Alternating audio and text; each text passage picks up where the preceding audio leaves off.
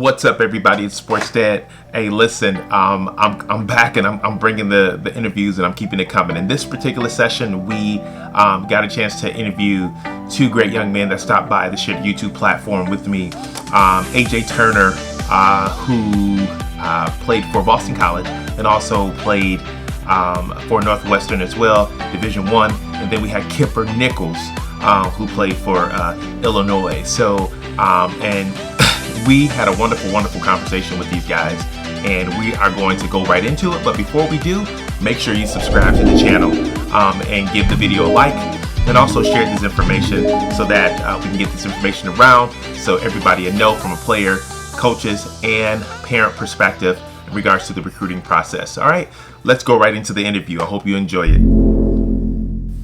All right, cool. So I was just talking about just building relationships, and just maintaining a relationship. How important is that, man? To make sure, like when you find someone that's doing the same thing that you're doing, and maintaining the relationship. How important is relationships? I think it's real important, man, because being around like-minded people is important to get where you're trying to go. It's very easy to get derailed from your path and what you're trying to do if you don't have people around you that kind of nurture that energy and that spirit that you're trying to cultivate. So super important. Right. That's what's up. What about you, AJ? Yeah, I would definitely agree with that. I was thinking the same thing. It's funny. I just posted some on my Instagram that said, like, look at your circle and see, like, are they pushing you towards where you want to go or the other direction? And I think just like he said, being around like-minded guys, being around people on the same mission, same path, it's only going to get you better. Right. That's what's up. And and that's important. You know what I'm saying? Like, you can't you can't have one focus and then be around somebody else that ain't got the same focus. Either one or two things is going to happen. Either you're going to draw them or they're going to draw you. So let's talk about it, man. Let's get right into it. When did you recognize that you guys were ballers and that you can actually take it to the next level and play, for a Division I college? When did you realize that? When I came off the womb, boss.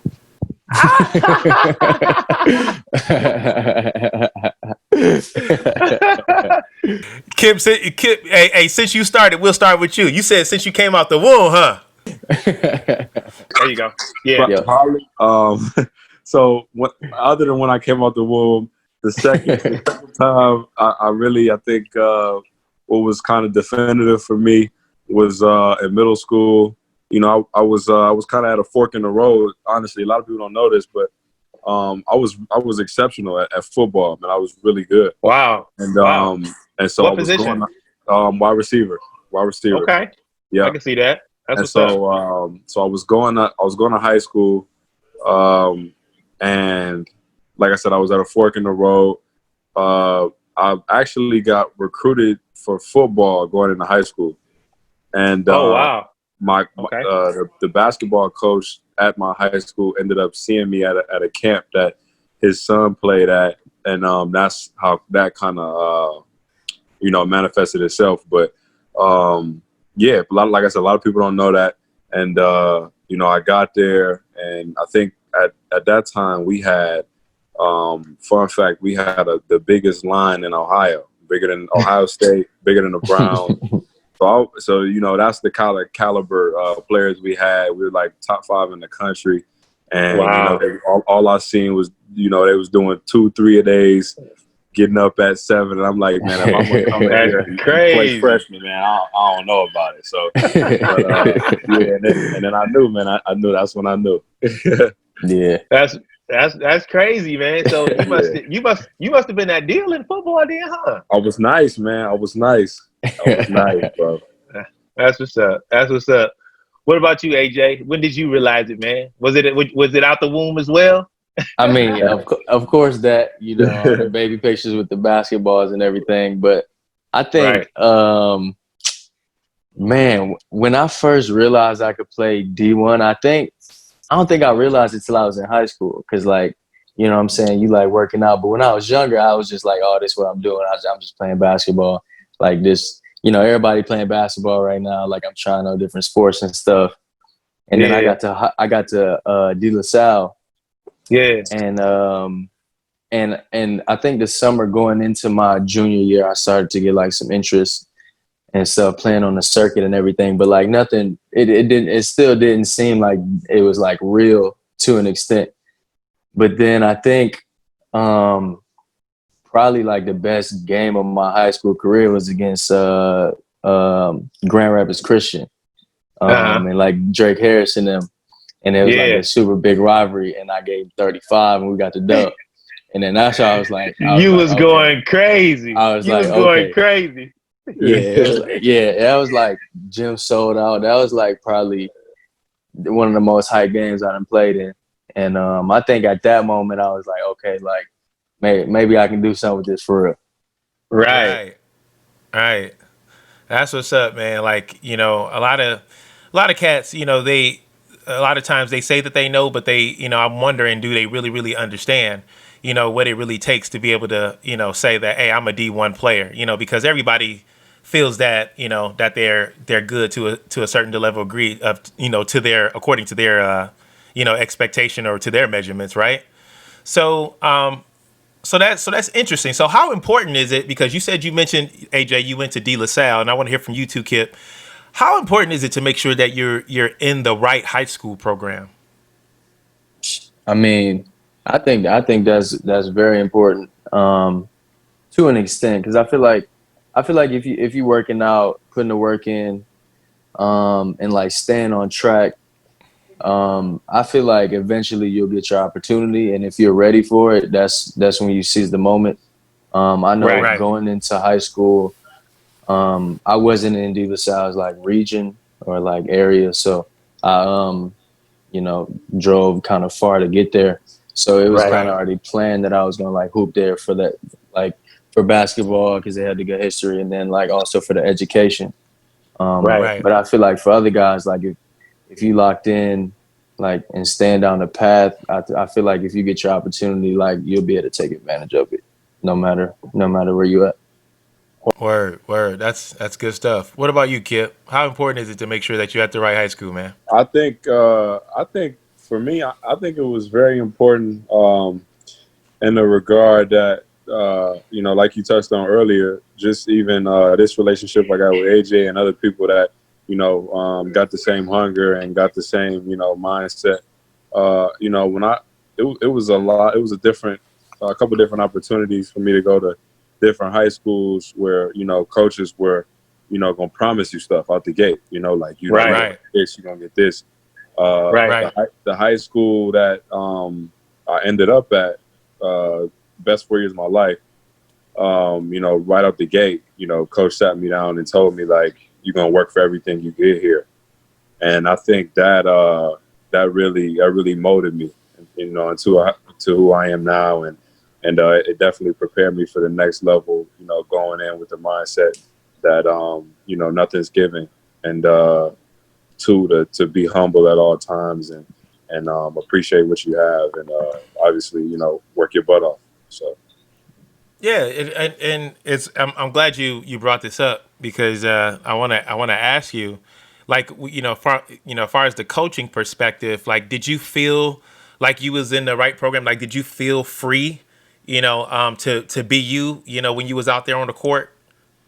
So yeah, that's a great question.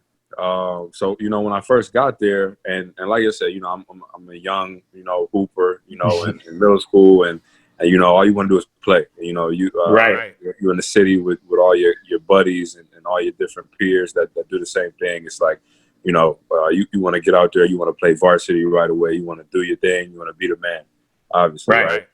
And you know, and in hindsight, you know, that's really not always what's good for you, you know. I came in, I played a little bit of varsity, you know, my first year, and after the first, you know, I wanted to leave. I wanted to get out of there, because I'm like, man, what's going on? You know what I mean? Like, why am I not? You feel me? And, And like I said, hindsight is always 20/20. And if that didn't happen, I wouldn't you know, I wouldn't have cultivated that hunger and you know, that chip on my shoulder. You know, and so I think that was more important than anything. Right, right. What about you, AJ? Did you feel comfortable and being out there when you was at playing at De La Salle?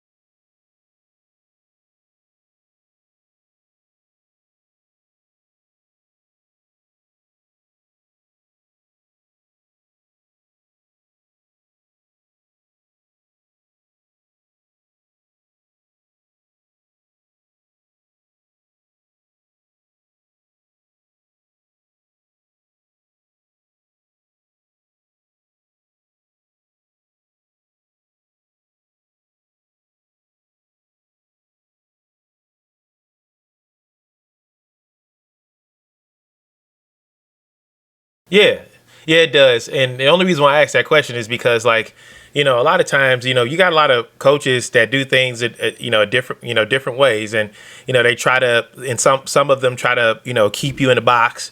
Some of them do the politic thing where they playing the older kids, and you better than the older kid. You know what I mean? And so, like, so I just wanted to know, like, because a lot of cats, they be picking high schools and stuff, wanting to play with their friends and stuff like that. But it's important to make sure that you're in the right high school program where your gift is going to be allowed to be expressed in the way that you want to express it. So, yeah. So, so that's why I wanted to dive into that question. So with that being said, like, now let's take a little twist too, like, because AJ, you went to De La Salle, but then you also transferred and went to New Hampton Prep, right? So what's the story? So what was the story behind that? And talk a little bit about that. So yeah, after my junior year, decided to go to prep school. I felt like, just like where I envisioned myself, and my family envisioned myself, like in the future, felt to like just get the best opportunity for me to just like get better, like right, regardless of like how long it took, just to like get better, be around more like-minded guys, just like better competition, just like be really locked in on basketball. I feel like that was the best move, to go out in the boonies in New Hampshire and just really lock in on basketball, because it really wasn't nothing out there besides trees and wow, a couple hills and everything, just really straight basketball. So that's what's up. And I know that had to be a little challenging too, because you did in a different environment, but that was a good move, especially if you are going to be going off to college, getting used to that life or whatnot. So Kip, you play AAU, right? I know you did, because I went on YouTube, man. I saw some stuff, bro. Like, both of y'all was nuts, man. Like, so let's talk a little bit about AAU. How long have you been playing AAU? Kip. How long probably since like fourth, fifth grade. Probably since like fourth, fifth. Yeah, probably fifth, sixth. Fifth, sixth grade. Yep. Yep. And like at what point did the offer start coming in for you? Man, I got my first offer my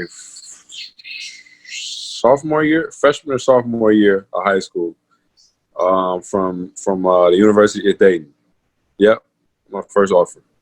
Yeah, but when they really started coming in was my junior high school. Now was that offer like encouraged from you playing in high school, or was it encouraged from you playing in AAU? I think it was for sure AAU. It was for sure AAU, because at the time,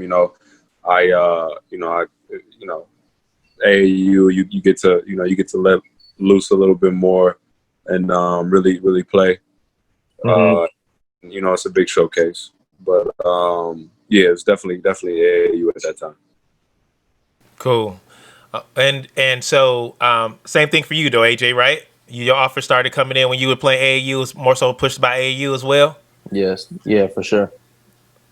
Okay. So it seemed like nowadays AAU is the place to be, right? So Now here's my question. How do you guys, because I know you guys play for those, Power Pack AAU teams, you know what I mean? So how did you guys make it to the point where you were able to get noticed by those guys? Because that's the goal, you know what I'm saying? Unfortunately, because those big Power Pack AAU teams, those are the ones that really have the connects with the college coaches. Not every AAU team that, everybody that has an AAU team is not plugged, in and got connections with college coaches. So, so what encouragement do you guys have, like, to those players that's out there grinding, you know what I'm saying, that, that's playing for, maybe not the, not the big, power AAU teams, and how they can get noticed by those guys? Because, it just seemed like that's how it is in AAU. You go, AJ. All right, bet. I think for me, and can like also be advice. It was like I didn't start off on those type of teams. Okay, yeah, talk about that.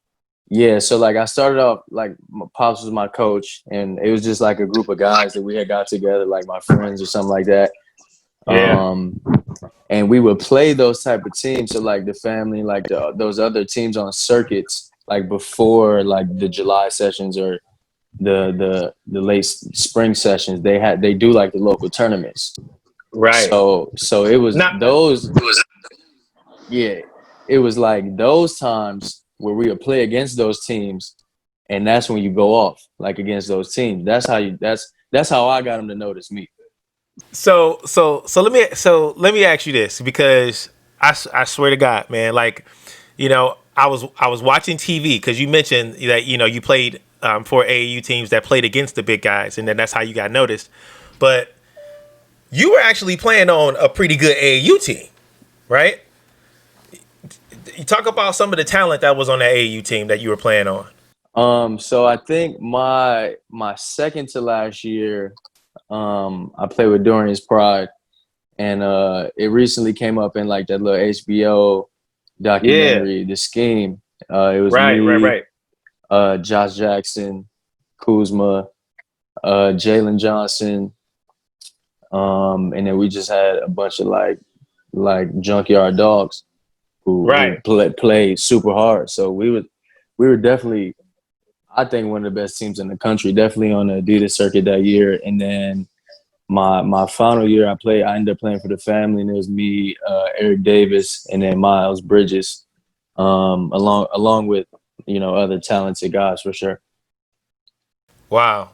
So when you playing with other talented guys, Kipper, like, because, that's what, if you're playing for a good AU team, you're not the only dog that's on the team. You know what I'm saying? Like you're probably playing with another one of the best guys in the state, probably. You know what I'm saying? So, like, how do you as a competitor, you know what I'm saying, as an athlete, like AJ was saying, like when we played against the big teams, we that was our opportunity to shine. But now it's like, you playing on an all-star team, you know what I'm saying? But you wanna be able to get your touches and all that stuff. Like, I'm pretty sure that this has to be a sacrifice somewhere, right? Absolutely. But if you're a real competitor, man, that's when your blood get to boiling, man. I think I can't remember one big game that I had, whether it was in high school, AAU, that I didn't show up and show out in a major way, man. Like like AJ said, man, that's really the key. You got to show up when when your number is called. But also back to your point about being on the same team with a bunch of guys and also getting to that level of exposure as far as AAU. Yeah. When my offer started really coming in is like I said, my junior year, and I was on that team and the AAU team, King James, and we were actually ranked number 1 in the country going into our last year. So wow, feel me? So that's what's up. but in high school, we have won a state championship, won my first state championship, and so my thing I always say to any young guy who's watching this, going through this process and trying to figure it all out, I would say, man, pride yourself on being a winner, man, because that's what they want. That's what they look for at every level. it's not all about the fancy, the showy, all of that, what you think. People want a winner, and so they come to those teams and they look at those teams because it's how can this guy play on the team with these guys and be effective. You know what I mean? Because the game is not all about scoring. It's a million plays to be made in the game, throughout the duration of it. And so, yeah, if you pride yourself on that, I think opportunities will find you for sure. Wow, that's what's up, man. So you mentioned all of your offers started coming in, and when you were a junior, how many offers did you end up having? Oh man, I had a lot, man. I had a lot. Not to toot my own horn, but go ahead and toot it, bro. I did have my fair share of offers, man. And it's sort of like, it's that thing. Couple of them start coming in, man, and now they all, they all after you, man. So. Now, when you guys were getting your offers and things like that, and when colleges were looking at you, were they talking to you through Twitter, or because I hear Twitter is a huge platform for, specifically football, but and basketball as well. Were they mostly talking to you guys through Twitter?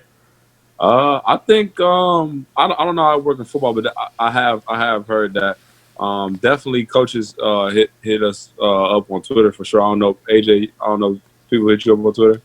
Nah, not really. I think most of mine was like just phone calls and stuff. That's what I was about to say for the most part, for sure. Because I think it's way more intimate, like with basketball. I think just because the number of guys, but and those spots being filled. With those spots being filled, the coaches gotta really do their job. Yeah.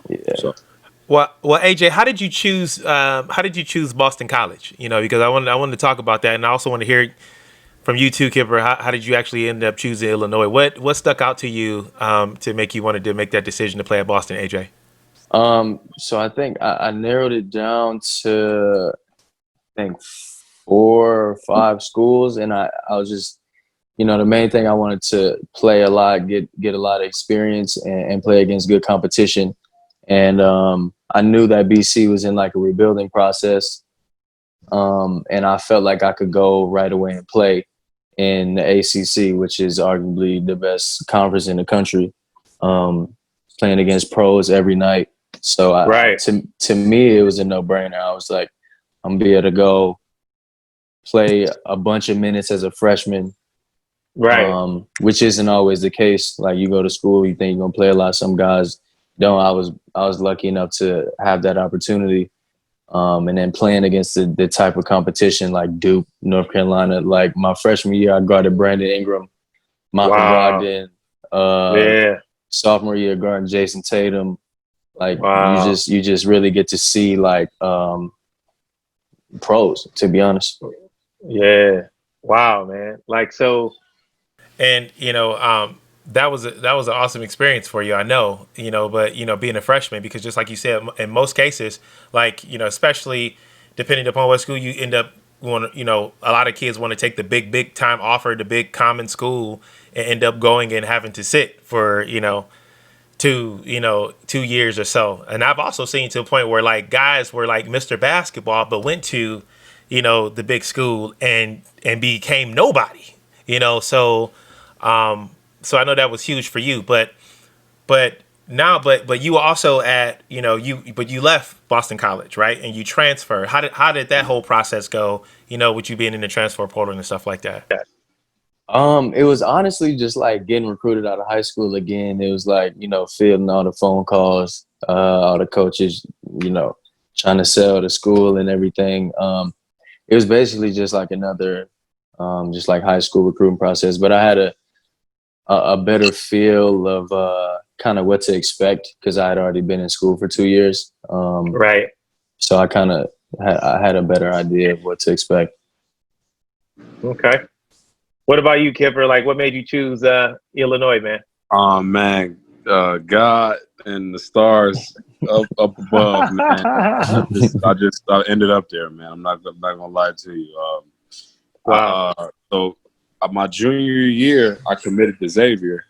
And I decommitted I said I was gonna play my last year at AAU, right? And so after I decommitted, things start going differently in my life.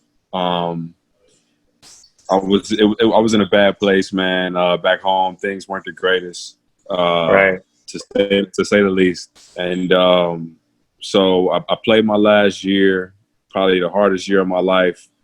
And so at that point, I'm like, man, let me just get as far away from here as possible, man.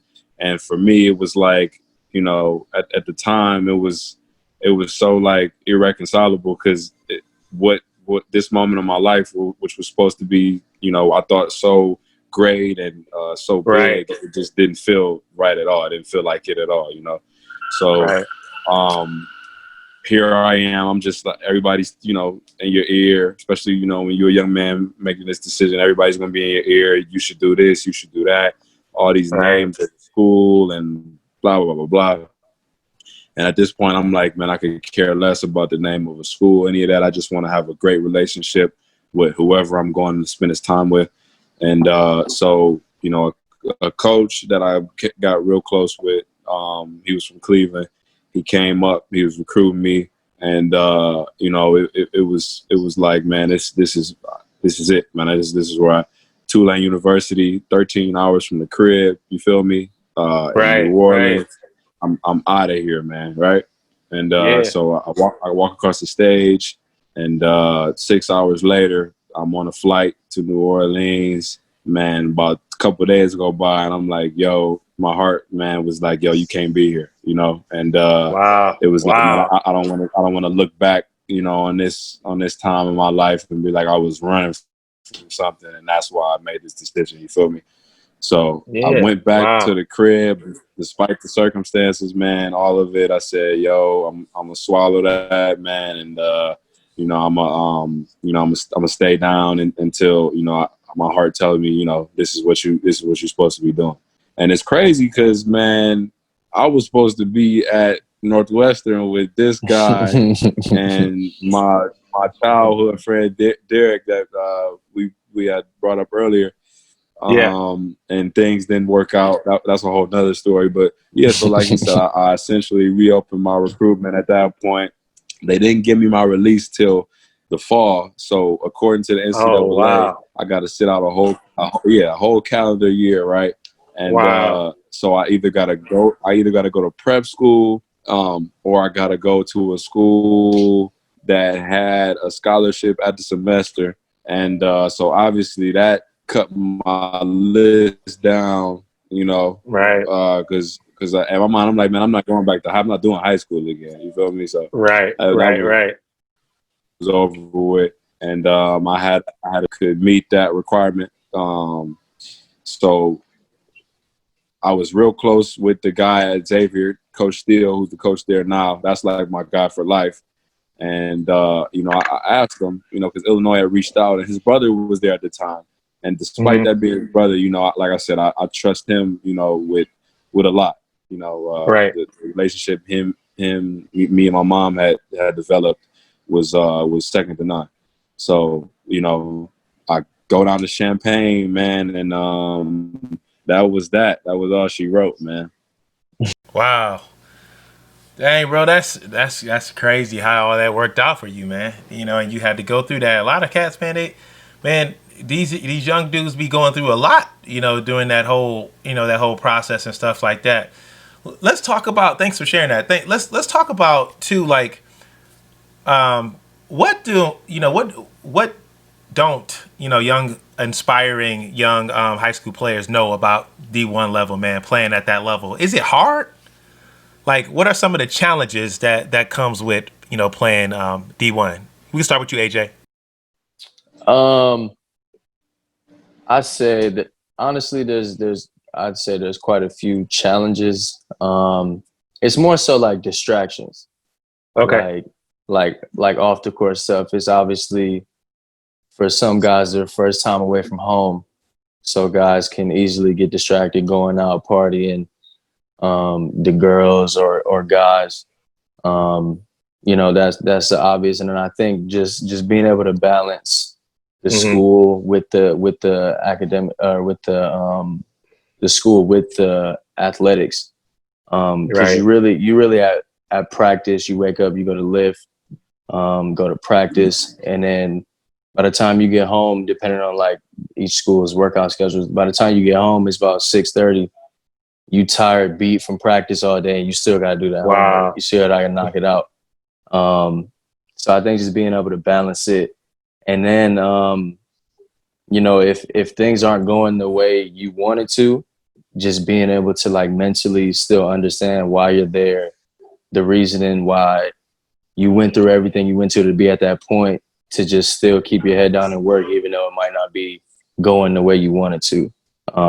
So I think the largest probably challenge is just like the mental aspect of it, just being able to take whatever's thrown at you, keep your head down, and just keep working. That's what's up. That's what's up. So bring us up. So bring us up to speed now, guys. Like um, you played at Illinois and things like that. What are you guys currently focusing on right now? We'll start with you, Kip. So next up for me, I'm actually going to play in England this upcoming year, and Nice. I think I appreciate it, and I think like what AJ was saying about the next level is what I same thing I realized it's really never been about the ball, man. It's never been about the ball, and I say that Wow. you Wow. know and theoretically, like your mind, your mental is everything. It'll carry you as far as you nurture it, as you give attention to it and you take care of it. So it's really everything off the court. Your habits. Whether it's your diet.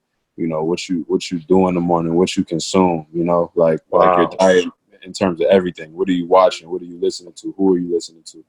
All of Right. that stuff, and really cultivating good relationships, man. And that's really what I'm focusing on right now is strengthening my mental, building those calluses, just like you go in the weight room and lift Right. and build up the same thing with your mind. So That's what's up. That's what's up, man. So nice. You going over to England and play, man. What about you, AJ? What you up to? So yeah, I'm going to be playing in Austria next season. Nice. Just figured that out a couple weeks ago. I've been stressing about it low key, but I'm glad that it's all figured out, so I can just lock in. I think in the meantime, just been honestly just trying to get closer to God, man. Just Right. reading books, just trying to form good habits before I go over to Europe, because it's going to be a big change for sure. Right. I know Right. I've been away at prep school, been away at college, but over them waters, I feel like it's going to be different. The time change, Yeah, man. all that. But I mean, it's a blessing to have this opportunity. So I think just getting closer to God, make sure I'm eating right, like we've been talking about this whole time, keeping my mental right, just so I'm fully prepared when I get over there. Right. That's what's up, man. Like um, it is going to be a difference. Definitely be the time change and everything like that. But like you said, it's a wonderful experience and a wonderful opportunity. That you get to do what you love, man. These are the probably like the best days of your life, man. Best days of your life. So, talk a little bit about the. We're wrapping it up. Let's talk a little bit about the academics. How important is that to make sure, like, because you got to have a high level, a lot of discipline. You mentioned AJ the distractions, but I always known you to be, a scholar in the classroom, and you just recently graduated and everything, man. So how was you able to maintain that level of focus? I think for me personally, it's just always been like distilled in me since I was a youngin'. Like I was scared to come into the house with bad grades, so I was like, I knew they weren't playing that, so I just always, was taught to just handle my business. Because if you don't excel or pass in the classroom, the sports don't even matter. You can't, they're not Right. gonna let you play. So I Right. mean, just kind of goes along with everything. Just handle your business, and then you'll be able to do what you love. What word do you have for those? What word do you have for those players that want to play at the next level, Kip? And but they struggling with the ACT. You know what I'm saying? They what word of advice do you got for them on that? Forget about it. Forget about it. You can't do like AJ said, man. You can't do nothing, man. If your schoolwork not done, and right. Quite honestly, the ball's gonna stop bouncing at some point, man. So right. And like we've been talking about That's this true. whole time, it's about the man you become through all of this, and the person you are that people gonna look you in the eyes and respect you for at the end of the day, man. And that's gonna carry the day for you. That's what's up, fellas. Last question. So, talk about if you had the opportunity to talk to that player and say, hey, for that player that wanna, what do I need to do to be able to play at the next level? I want to play D1. What are some of the things that I got to do? What would you tell them the secret sauce is? We'll start with you, AJ. The secret sauce. Yeah, like you got to do this, you got to do that, you got to do this. What's the secret, man, to be able to get to that next level? I think just probably getting a routine of working out, making sure you handling your business, staying on the right path. Try to stay away from knuckleheads. It's gonna take you down the wrong path. And honestly, just put the work in, man. I feel like guys get rewarded for the work that they put in if they living right. Yeah, man. I say the secret sauce for me is what you put in. You get in what you get out what you put in. So if you put in the work, I think you'll be rewarded. What if I'm not? What if I don't have the height? You know what I'm saying? What if I'm not tall enough? You know what I mean? But I can ball a little bit, because come on, let's just face it. We know that recruiting it your size matter. Because I know some dogs. Some guys that can really go, but they wasn't big enough. You know what I mean? Yeah, I say K Felder. Yeah, K Felder. We don't know his official height. That's family. Right, right. If he's 6'3", that boy a problem in the league, no doubt. Right. You know what I'm saying? But I think a guy like him, he just adapted that pit bull mentality. You know what I'm saying? Use it as an advantage. If I'm watching him play, I can't tell that he's the smallest guy on the court. He feel like the biggest guy on the court. You know what I'm saying? So I think just accepting whatever height, weight, whatever God has given you, and trying to make the most out of it. That's what's up. Kip, final words, man. What I want to play at the next level, man. What do I need to do? So I guess there's a 2-part answer now, since you hit us with the curveball. So initially, what I was gonna say, everybody in that have those ideal circumstances. If a pro is what you want to be, if a NBA, whatever you want to be that every day. Be that.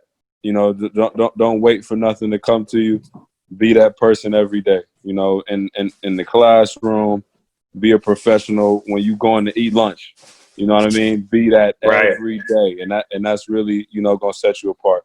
And on the other end of that question, I would say, man, to any kid, at the end of the day, man, use this game and don't let it use you. Whatever sport that is.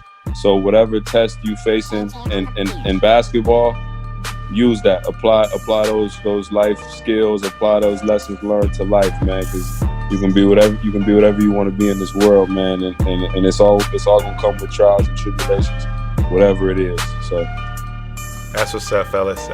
That's good information. I like that. Thanks for sharing that, fellas. And I did say, one last question, but I kind of lied. But I do want to know this: who y'all taking for the lead right now? You know what I'm saying? I know y'all been watching it. Y'all have been able to watch basketball because of the quarantine. They canceled. I mean, the pandemic. They canceled everything, but then they was like, we're gonna do it in a bubble, and I'm like, well, I don't know if I like that. But as soon as I saw it come back on, I'm like, thank God, bro. Like, so who you taking? Who you think on to win it all? You know that boy from Cleveland. You know who he going with. You know who I'm rocking with, baby. Yes, sir. Cleveland native. I got my dual citizenship, man. I'm rocking with the Lake Show. You rocking with the Lake Show? Yes, sir. Yes, sir. Well, but they looking real good. They looking real good. I know. They don't went out and got JR. You know what I mean? They went out and got the #1 seed. They said he couldn't do it, man. But that's it. It's just all come with it, man. Who you taking, AJ? I think I'm going with the Lake Show too, for sure.